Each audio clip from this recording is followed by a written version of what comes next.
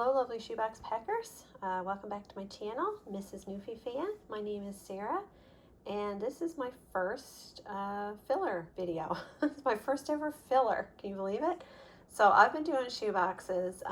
If you didn't watch my first video, I think I kind of explained a little bit of the history that I have been doing shoeboxes for a long time. Obviously I'm new to YouTube and things like that, but I want to say 20 plus years, maybe even going 25 years.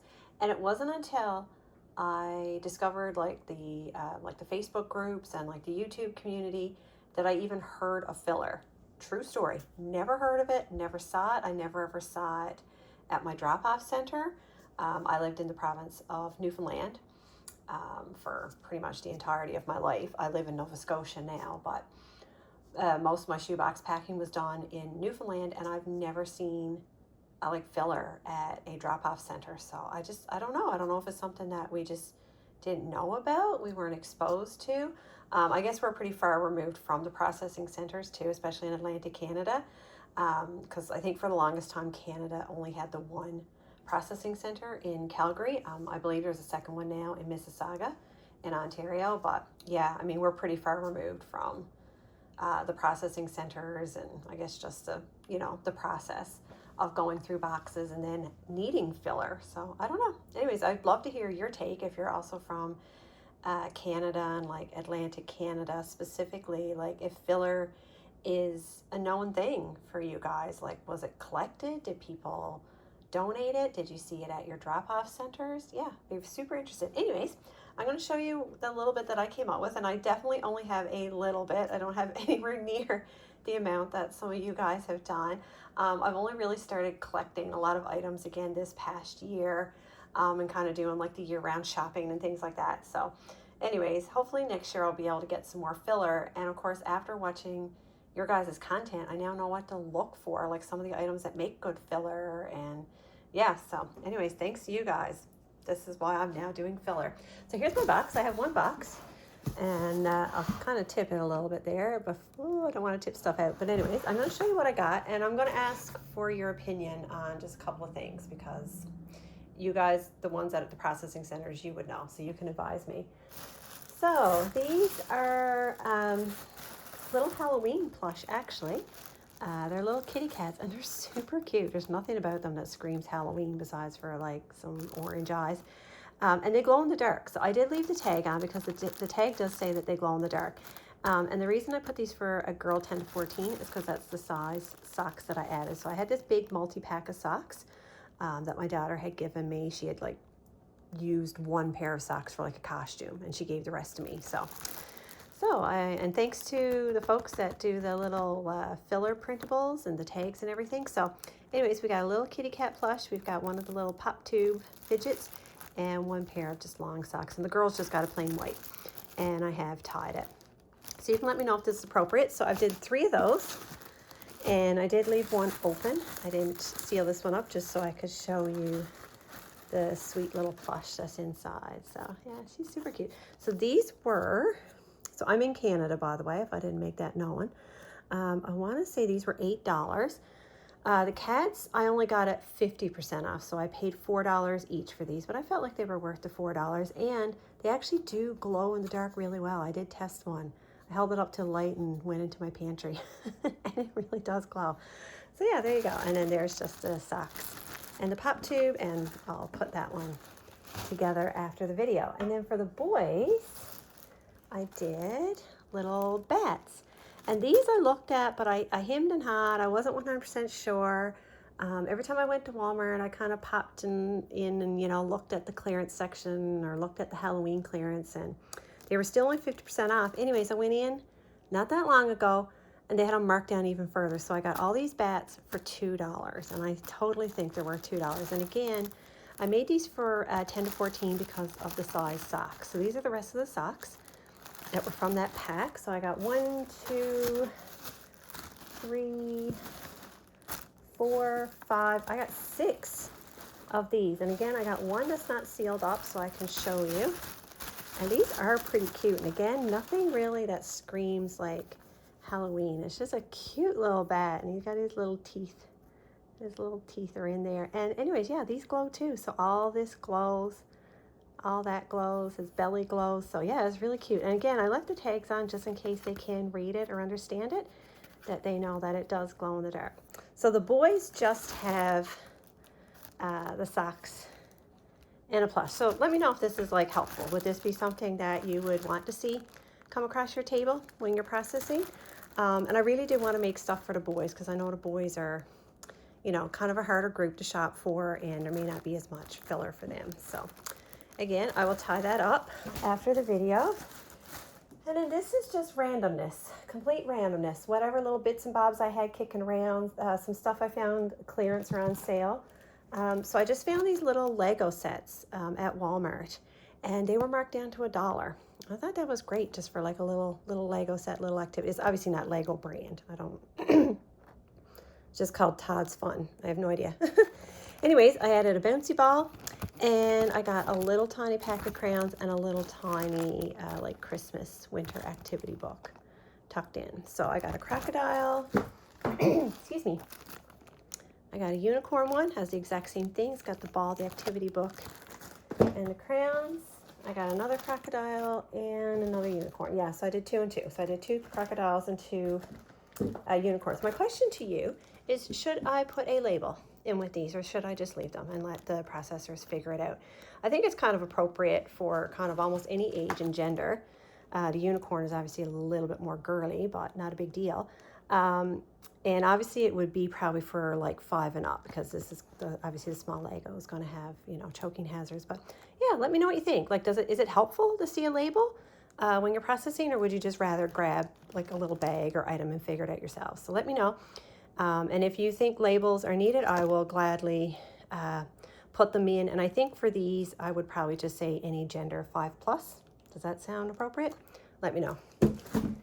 And I think it was Denise. Yeah, I think it was Denise Rogers that had us challenged to pack, I think it was 5 plush for filler. So I did. I went through my stash and I found 5 plush. So I've got a new little snowman. I've had him since last Christmas, so I thought he needs to go now this year. I didn't pack him in a box.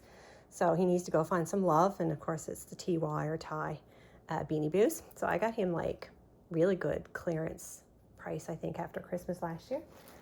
These were some that I got at Dollarama in a 4-pack. I actually got 4 plushes for $5, so these worked out to $1.25 each.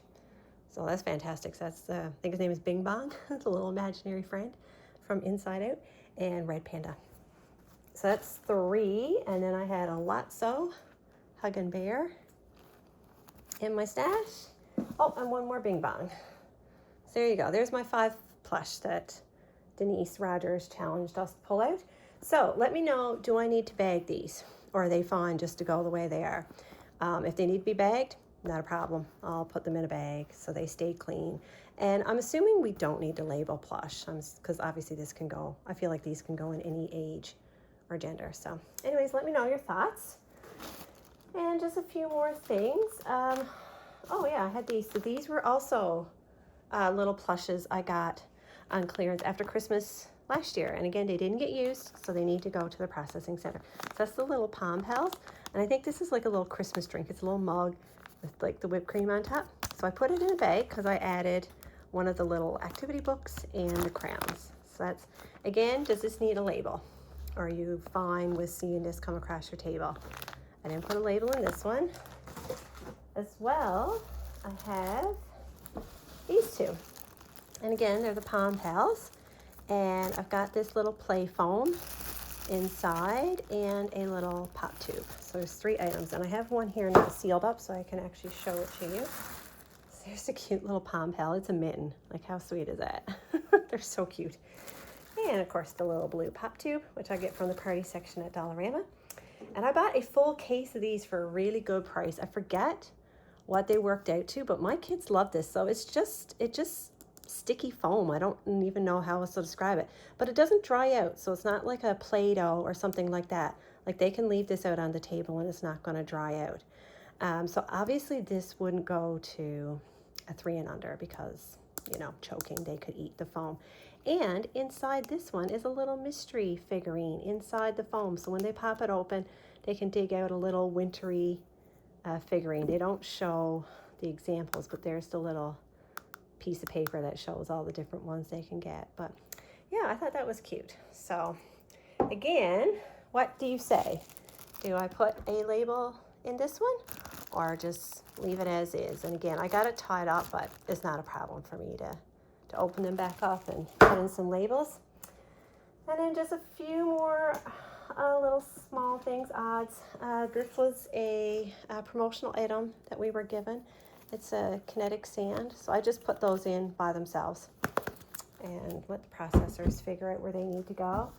As well, I have a memory game here that's still sealed in plastic with the instructions. It's a monster jam, like a monster truck memory game, and the pieces still need to be popped out. And this is just some little filler that I did up. There's 3 bags of these. And this has 2 little Christmas notebooks, 2 little Christmas colored pens in a green and a red. I put in a bouncy ball and one of the little squishies, little fruit squishies. And they're all the same except for there's different squishies inside. So, do I need a label for these? Yes or no? Let me know. Obviously, again, this probably wouldn't be suitable for the smaller ones just because of the squishy, maybe. I don't know. You let me know. And just 2 more random ones that I put together. I had this little turtle plush in my stash. He's got like little band-aids all over him. And I stuck in a pop tube and I added some of my flower snap pieces, like the little fidget.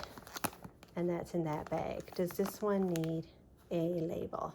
Again, this would probably be more appropriate for 3+ because of the little flower snap pieces. And my last one.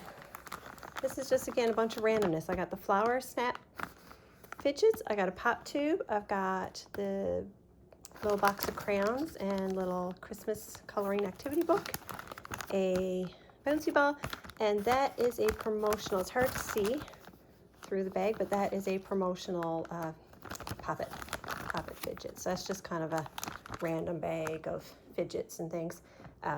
Again, any gender, but probably going to be for 3+ because of the little flower snaps. So yeah, that's it. That's my first filler I've ever done. So thanks to you guys, thanks to the YouTube community. I mean, you guys are the inspiration. I wouldn't have even known to do this. So I'm super excited now next year to collect more stuff that's like filler appropriate or needed at the processing centers, and hopefully have a couple boxes by the end of next year. But anyways, thanks friends. I really appreciate you here. This is going to be going to the processing center tomorrow, so I'm literally doing this video last minute. So I'm going to get these all finished, bagged up, and then if I need to add the labels, 100% I'll put them in. So yeah, let me know in the comments. Let me know what you think. And as always, thanks for watching. Thanks for just subscribing. I love to hear from you. Have a blessed day and have a great processing week. See you in the next video. Bye.